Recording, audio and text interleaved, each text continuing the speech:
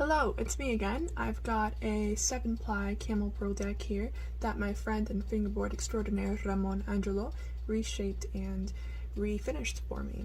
So I wanted to talk about it because he did a stellar job. This is a 7-ply fingerboard that was originally 33mm wide and had a real queer graphic on the bottom. It was like a rainbow bird's nest type thing. And I mean, I'm sure it was a fantastic fingerboard right out of the box. But once I learned that Ramon has been reshaping his decks for a long time, notably because he has very specific preferences for his kick shape and maybe even widths, and he's just kind of figured out along the way how to customize decks to make them more his preference. I decided I wanted to get in on that and see what it would be like to have a deck that has been appropriated to Ramon's preferences.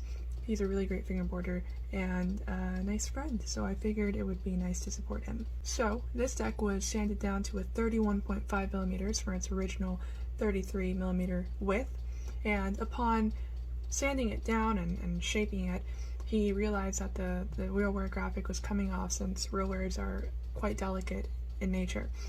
Because of this, he asked me if it would be okay with me for him to sand down the graphic completely, paint it with black car paint, and have the top match the bottom with the black car paint and all.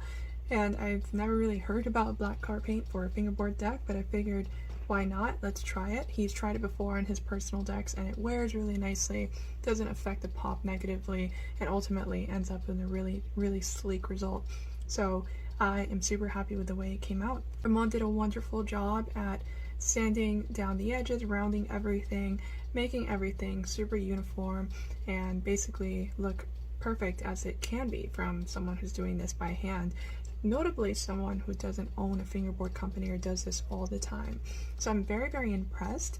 I actually really love the way that the bottom ply has the outline of the maple underneath, so you can see the natural ply underneath the paint, which is super sweet. I've found that nowadays most folks are using router templates in order to have specific and perfect measurements every time, whether that be a 34, 33, 29, 36 deck. But a lot of folks don't know how to sand a deck down when they're faced with something that is outside of that specific router template they have, or it's not really just worth their time since they found the way to do it so efficiently. So someone like Ramon was a really wonderful person to speak with, because I wasn't turned down when I wanted a specific width that was kind of odd, like 31.5, whereas I've been turned down by other deck makers because they just haven't had the router template they needed to accommodate the deck to my preferences. So it's been really sick to work with Ramon, just because he's someone who does this by hand, by his eye, and doesn't really rely on anything too fancy, which is always really fun to support. I will say the rounding on the deck, if I look very, very hard, it's only slightly imperfect. There are slight deviations that kind of skew what would be a perfectly ovalish or roundish shape. I mentioned that because I think it's not exactly out of the norm to have that from someone who did this by hand without a template, but I also think that it's not a very big deal, because when I use a board, I haven't noticed that the pop changes or that the board performs differently depending on where I pop.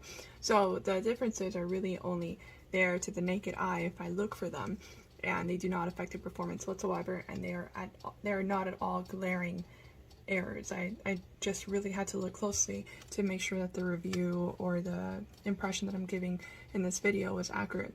So that's a little bit about the deck and about Ramon's work. The car paint finish is absolutely beautiful. It was a lot nicer when I got it, but now with a little bit of wear, it's gotten a little bit scuffed up and it looks a little bit more imperfect, though I think it's wearing really, really nicely.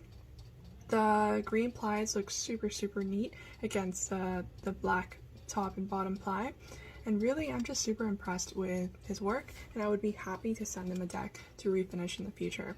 So he of course sanded everything down, he lacquered it down and gave it a nice finish, so the deck looks brand new, and I virtually can't tell that it wasn't supposed to look like this to begin with.